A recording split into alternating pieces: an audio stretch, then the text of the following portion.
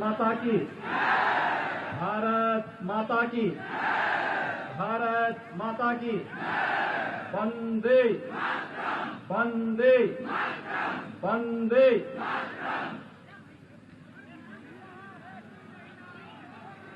बिहार विधानसभा चुनाव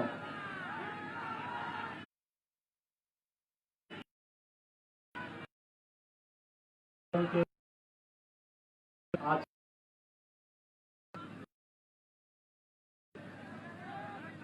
मंच पर उपस्थित इस क्षेत्र के लोकप्रिय सांसद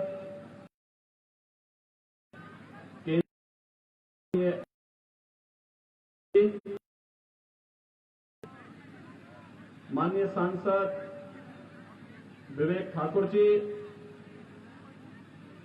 भारतीय जनता पार्टी के लोकप्रिय प्रत्याशी और जिन्होंने विकास के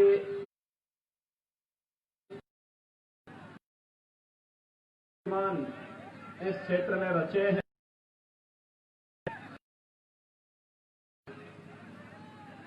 एमएलसी स्थानीय निकाय श्री संतोष कुमार सिंह जी, उत्तर प्रदेश विधानसभा के माननीय सदस्य और सैयद राजा के लोकप्रिय विधायक श्री सुशील सिंह जी, माननीय विधायक सिंह जी, भारतीय जनता पार्टी श्री मनोज जायसवाल जी, हमारे सहयोगी दल जदयू अनिल कुशवाहा जी, वीआईपी कैमूर के जिलाध्यक्ष शिवदास बिंद जी,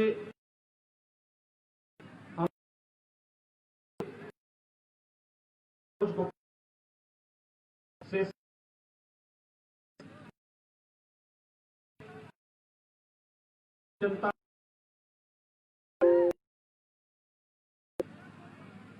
और अपने अन्य सहयोगी दलों से जुड़े हुए सभी पदाधिकारीगण इस भारी संख्या में वैश्विक महामारी कोविड-19 चुनौती देते हुए यहां पर उपस्थित रामगढ़ के भाइयों बहनों,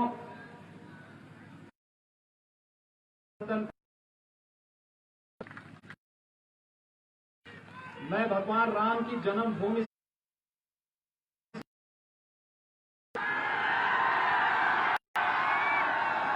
और राम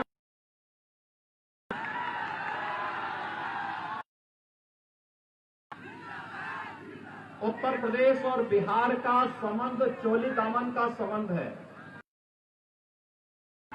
कोई इसे दूर नहीं कर नहीं और रामगढ़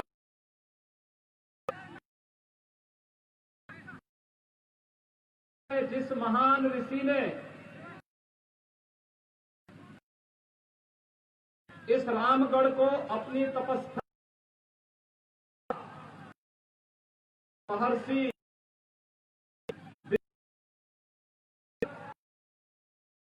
उत्तर प्रदेश साथ जुड़े उसी भाव के साथ बिहार के साथ या उत्तर प्रदेश बिहार जुड़े, और इसलिए जब बिहार में चुनाव हो तो स्वाभाविक रूप से बिहार के हित के लिए कार्य नीतीश जी के नेतृत्व की सरकार में भारतीय जनता पार्टी के प्रत्याशी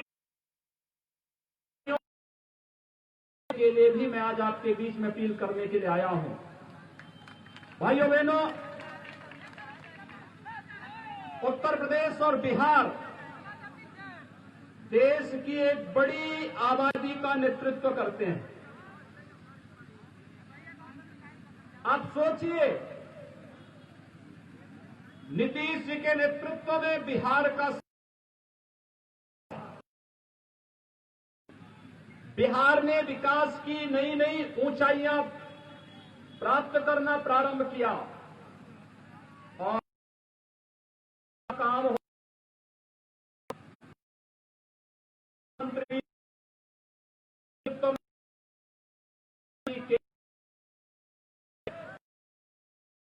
एक नई योजनाएं आती हैं, कहीं आईआईटी योजनाएं वह गरीब यहां के पढ़े लिखे नौजवान रोजगार से लेकर के नौकरी के अनेक संभावनाओं को लेकर के जो कार्यक्रम आगे बढ़े हैं, आज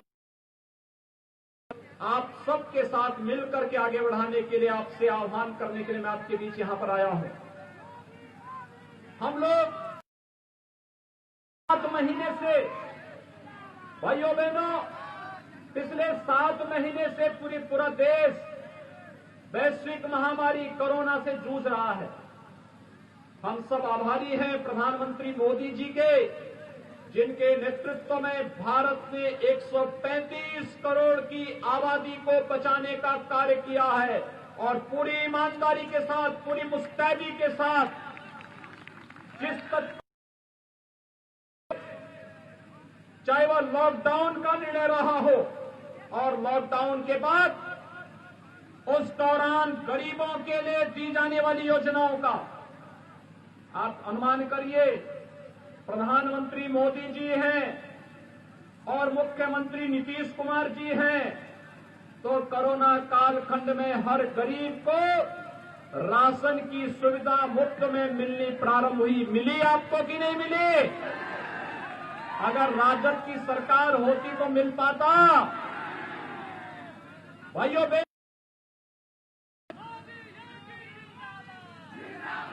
मोदी जी की सरकार केंद्र में थी तो गरीबों के, किसानों के खाते में पैसा पहुंचना प्रारंभ हुआ। प्रधानमंत्री किसान सम्मान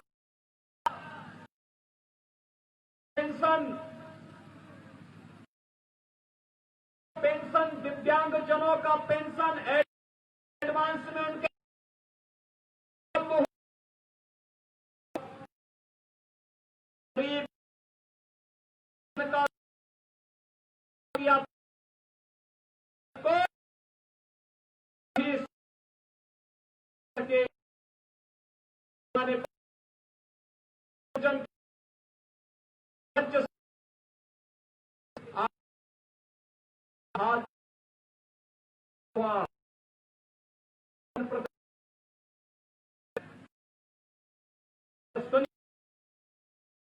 हो तो हर खेत को पानी भी पहुंचाने का कार्य नेताओं ने प्रारंभ किया।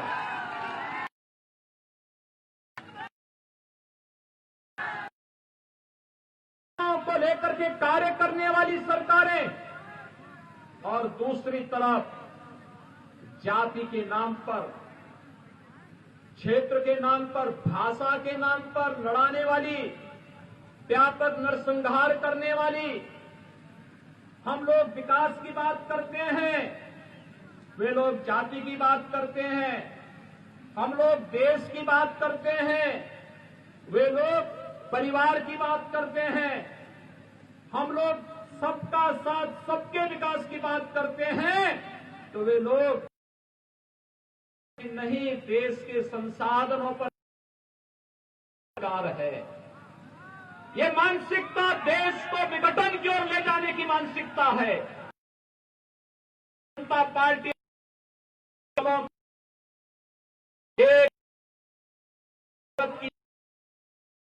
करने, भारत श्रेष्ठ भारत की परिकल्पना साकार करने का कार्य होना चाहिए।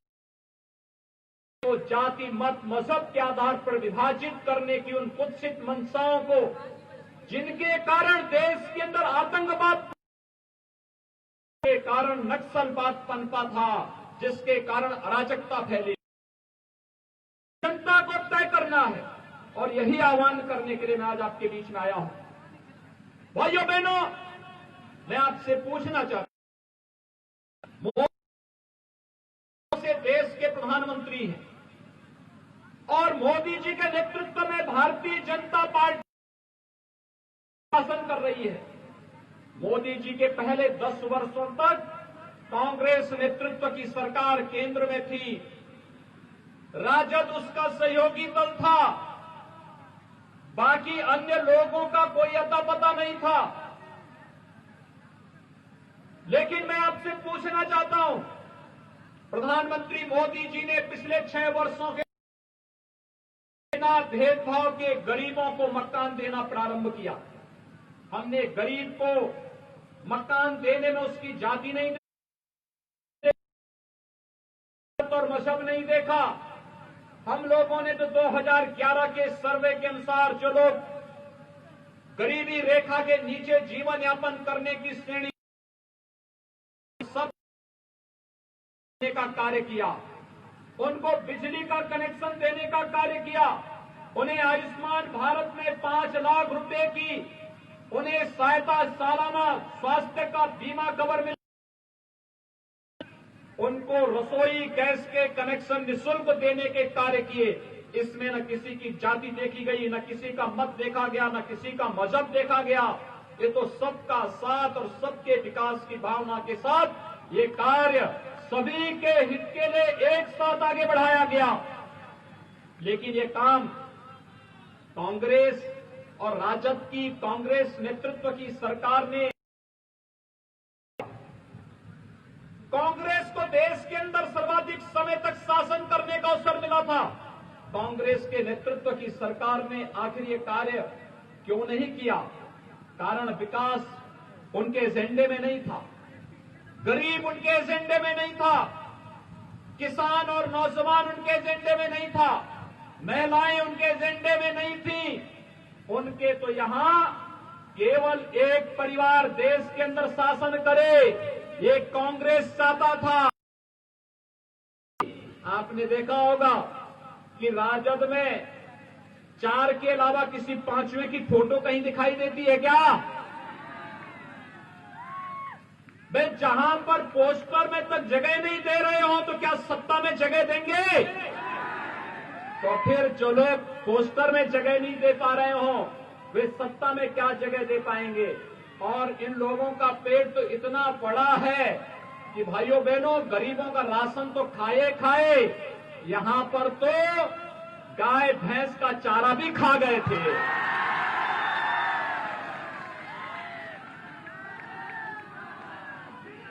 क्या ऐसे लोगों को वोट दिया जाना चाहिए? क्या आप इस बात को मान करके चलते हैं? तो विकास हुआ है ना, घर घर जाकर के बताएंगे सभी लोग। भाइयों बहनों, हमने बिना भेदभाव के विकास भी कराया है। और जो हमारा वायदा था, कश्मीर आतंक को पाकिस्तान के अंदर घुस करके भी मारेंगे और बिहार की जनता से किया गया वायदा, मर्यादा पुरुषोत्तम भगवान श्री राम के भक्त आएंगे, कर दिया ना पूरा। अब तो कोई ये नहीं कहेगा ना, कोई ये तो नहीं कहेगा पार्टी ने वायदा खिलाफी की है, कोई कहेगा?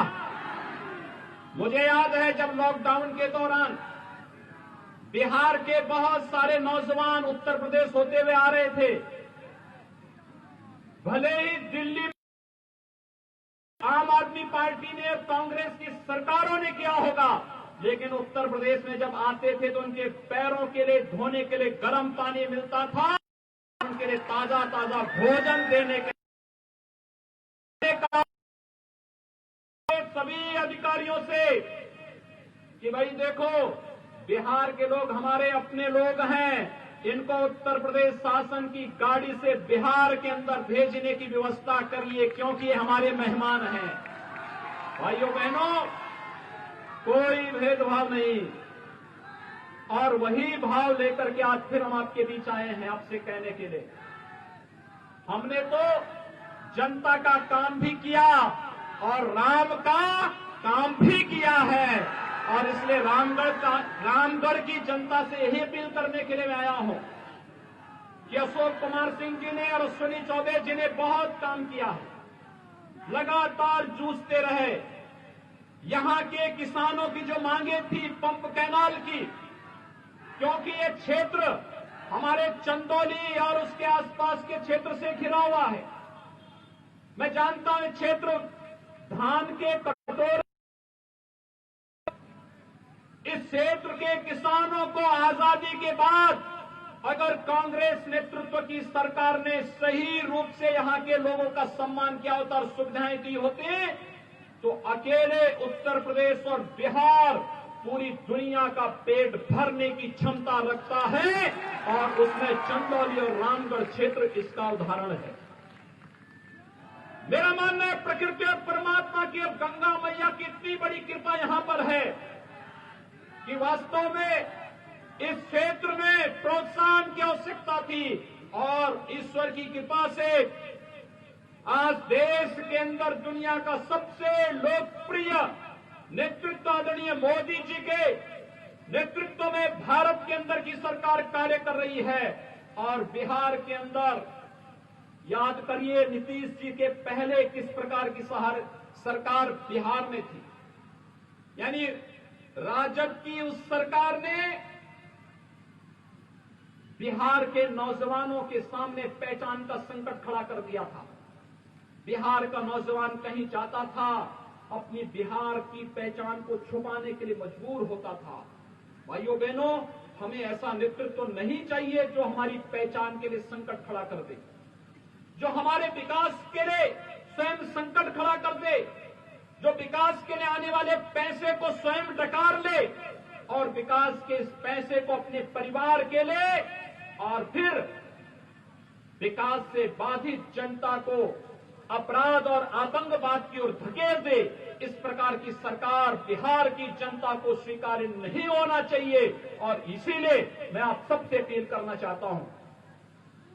एनडीए ने नीतीश कुमार जी के नेतृत्व में भारतीय जनता पार्टी और साथ साथ वीआईपी पार्टी, हम पार्टी जैसे सभी लोगों के साथ मिलकर के बिहार के अंदर एक मजबूत राष्ट्रीय जनतांत्रिक गठबंधन के साथ एनडीए, जो नेशनल डेमोक्रेटिक अलायंस हमारा है, एनडीए ने मिलकर के आज बिहार के अंदर चुनाव लड़ने के लिए एक साथ मिलकर के हम फिर से आपके साथ आए हैं। मैं आप सबसे अपील करना चाहूंगा, भारतीय जनता पार्टी और जदयू से जुड़े हुए इस गठबंधन के जितने भी प्रत्याशी हमारे हैं, आपके नातेदार, आपके रिश्तेदार, आपके मित्रगण, आपके शुभचिंतकगण जो भी बिहार में हो, उन सबसे अपील करिए, सोशल मीडिया का इस्तेमाल, प्रदेश सरकार की योजनाओं को उन तक पहुंचाइए और फिर कहिए कि मोदी जी के नेतृत्व में देश आगे बढ़ रहा है और नीतीश जी के नेतृत्व में बिहार तेजी के साथ विकास के पथ पर अग्रसर हो रहा है। इन दोनों नेतृत्व को एक बार फिर से बिहार के अंदर सरकार ला करके हम आगे बढ़ाएंगे। यही अपील करते हुए बिहार के अंदर विधानसभा चुनाव में रामगढ़ क्षेत्र से अशोक कुमार सिंह को भारी मतों से कमल चुनाव चिन्ह पर वोट देकर के जिताने की अपील करते हुए मैं आप सबका एक बार फिर से अभिनंदन करता हूं। वाणी को देता हूं विराम। जय जय श्री राम, जय जय श्री राम। आप सबसे मेरी अपील है, कोरोना का संकट टला नहीं, चुनाव भी करेंगे, 2 गज की दूरी और मास्क जरूरी का इस्तेमाल जरूर करें, इसका ध्यान जरूर रखें। आप सबके प्रति मेरी शुभकामनाएं। धन्यवाद। जय जय श्री राम। इस सभा को समाप्त